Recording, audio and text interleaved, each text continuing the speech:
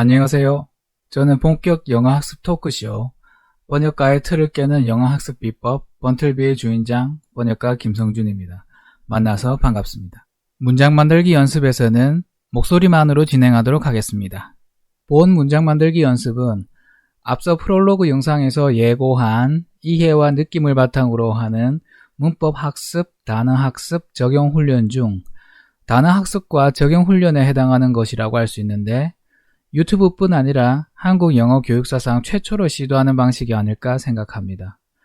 한국에서만 최초이지 서구 유럽 국가들처럼 국민들이 영어를 잘하는 나라들 중에는 이런 방식으로 학습하는 경우가 많습니다. 번틀비에서 제가 알려드리는 방식으로 영어를 학습한 사람은 남이 만든 문장을 앵무새처럼 따라하는 것이 아니라 스스로 자신에게 맞는 문장을 만들어 모국어인 한국어처럼 자신의 언어로서 영어를 사용할 수 있게 될 것입니다. 신나죠?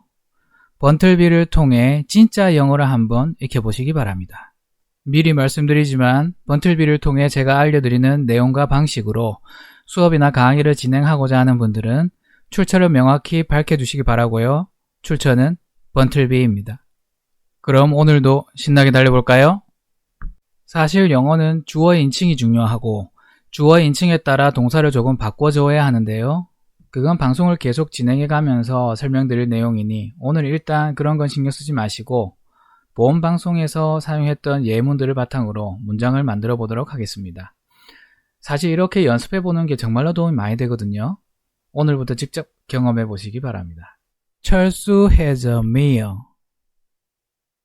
지난 방송에서 가장 먼저 나왔던 예문인데 이 문장은 주어, 동사, 목적어 순으로 되어 있습니다. 주어가 철수이고 동사는 have의 활용형인 has이며 목적어가 a meal이죠. 지금부터 제가 단어를 제시해 드릴 테니 직접 문장을 만들어 보세요. 자, 이제 단어를 제시해 드렸는데요.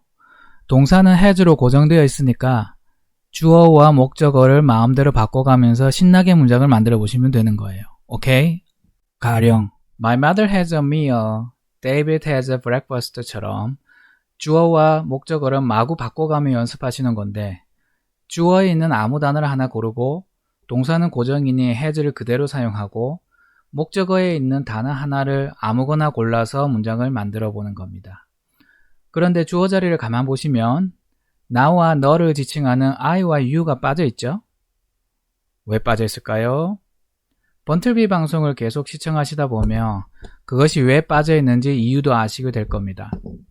우선 제가 문장을 몇 개 만들어 볼 테니까 저를 따라서 소리내어 읽어보신 후 스스로 문장을 직접 만들어 보세요. 자, 시작합니다. 철수 has a pizza. My father has a ramen. He has lunch. She has dinner. 민수 has 김밥. 모두 저를 따라 소리내 읽어보셨죠? 이제부터 뭘 하시냐면 제가 한 것처럼 직접 문장을 만들어서 써보는 겁니다. 펜과 노트를 준비하셔서 노트에 직접 쓰셔도 되고 컴퓨터에 설치되어 있는 한글이나 MS 워드와 같은 워드 프로그램을 실행하셔도 되고 그런 워드 프로그램을 사용하기 어려우신 분들은 이 세상 모든 컴퓨터 안에 있는 기본 프로그램인 메모장을 실행해 사용하셔도 됩니다. 그리고 최소 5개 이상의 문장을 만드셔서 옆에다가는 본인이 직접 해석을 달아보는 겁니다. 영문에 대한 발음을 안 쓰셔도 되는데 꼭 발음까지 쓰고 싶으시다면 말리지는 않겠습니다. 네, 제가 먼저 시범을 보여드리면 일단 맨 위에다 오늘 날짜를 쓰고요. 이런 식으로 영문 먼저 쓰고 바로 옆에다 해석을 다는 건데 전혀 어렵지 않습니다. 제가 아주 쉽게 문장을 만들 수 있도록 단어를 던져드리면 거기에 맞게 직접 문장을 만들어 보시는 거예요. 재밌을 것 같죠? 오늘부터 진짜 영어 문장을 본인이 직접 작성해 보시는 건데 이렇게 하면 정말로 도움이 많이 됩니다. 나중에 브로큰 잉글리시를 썼을까봐 염려하지 않으셔도 되고 미국식 영어를 따르지 않지만 전 세계인들이 인정하는 오류 없는 완벽한 영어를 구사할 수 있게 되는 거예요. 그리고 여기에서 또 한 가지 중요한 건 본인이 직접 해석을 해봐야 한다는 겁니다.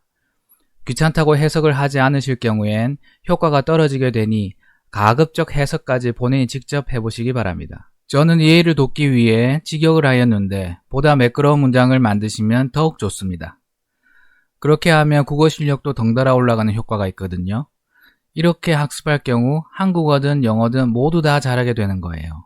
그리고 단어를 조금 설명드리면 피자에는 관사 어가 붙었는데 이건 피자가 한 개, 두 개로 셀 수 있기 때문에 붙은 거예요. 우리도 보통 아침, 점심, 저녁에 바로 숫자를 붙여서 아침 한 개라고 하지 않잖아요?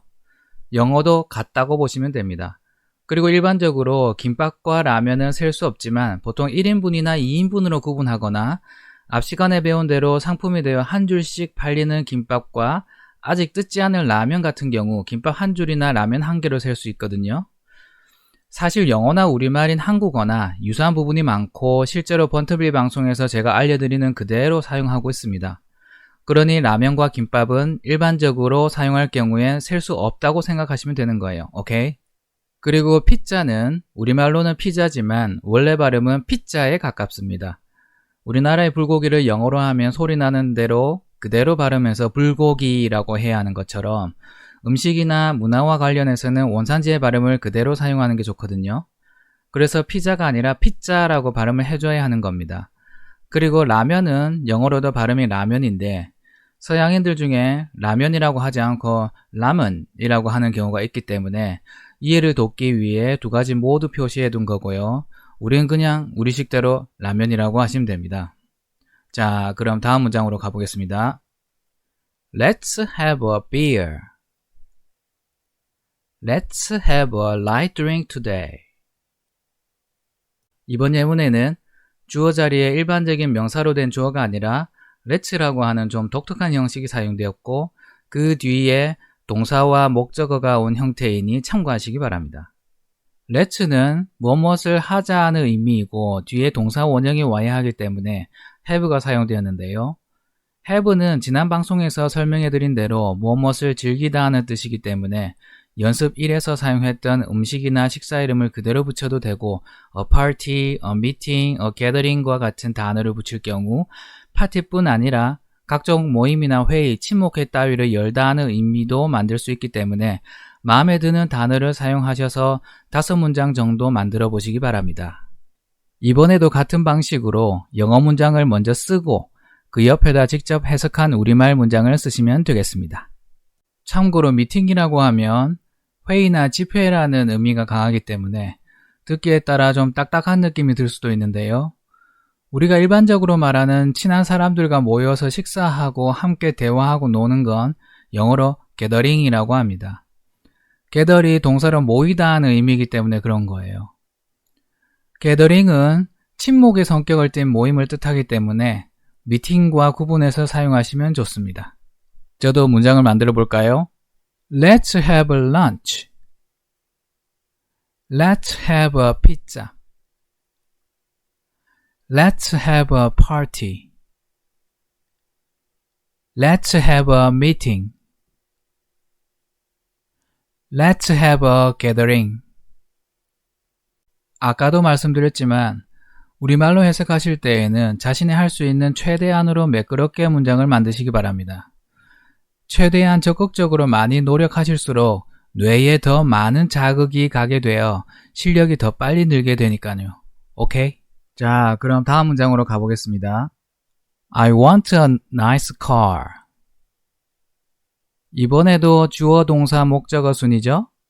여기에서는 I가 주어이고 want가 동사, 그리고 a nice car가 목적어가 되는 겁니다. 잘 보시면 이번에는 주어 자리에 나와 너를 뜻하는 I, you와 복수를 나타내는 대명사나 명사가 사용되었죠? 나중에 자세히 설명드릴 테지만 주어가 3인칭 단수일 경우엔 동사에 s나 es를 붙이거나 불규칙 활용 형태를 사용해야 하는데 지금 사용된 주어들은 모두 1인칭과 2인칭이거나 복수 형태이기 때문에 형태를 변경할 필요 없이 원형 동사를 그대로 사용하고 있는 겁니다. 그런데 이건 바꿔 말하면 has가 사용되었던 연습 1에 사용된 주어들이 바로 3인칭 단수들이라고 보시면 되는 거예요. 잠시 시간을 내어 연습 1과 연습 3에 사용된 주어에 어떤 차이가 있는지 살펴보시는 것도 도움이 되실 겁니다. 그런데 이번에는 주어보다 목적어를 꾸미는 형용사에 대해 최대한 다양한 형용사들을 사용해서 문장을 만들어 보세요. 제가 지금 아주 자주 사용되는 형용사들을 따로 제시해 드릴 거거든요. 모두 긍정적인 의미로 무언가를 칭찬하거나 아주 훌륭하고 멋진 것을 보고 감탄할 때 사용하는 표현들이라 알아두시면 정말로 유용합니다. 비교적 간단하고 일반적인 느낌의 nice보다는 wonderful, lovely, gorgeous, splendid, awesome, superb 와 같은 형용사를 사용하는 것이 더 좋기 때문에 제가 일부러 연습해 넣은 거예요. 이런 긍정적인 느낌을 나타내는 좋은 표현들은 자주자주 사용해 보시는 게 좋습니다. 참고로 원어민들은 gorgeous, splendid, awesome을 정말로 멋지고 굉장한 것을 보았을 때 사용하더라고요.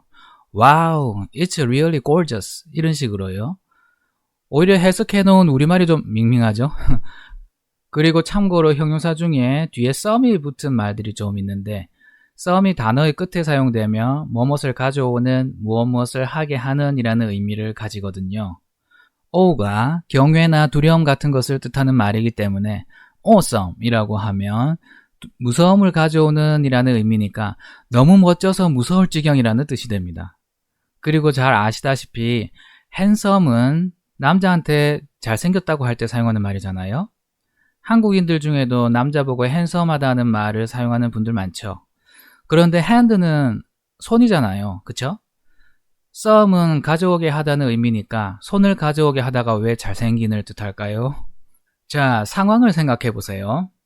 서양 아줌마들이 모여서 남편 욕도 하면서 막 수다를 떨고 있는데 옆집 새댁이 동네 아줌마들 노는데 한번 끼어보려고 어린 아들과 같이 놀러 온 거예요. 그럼 난리가 나죠.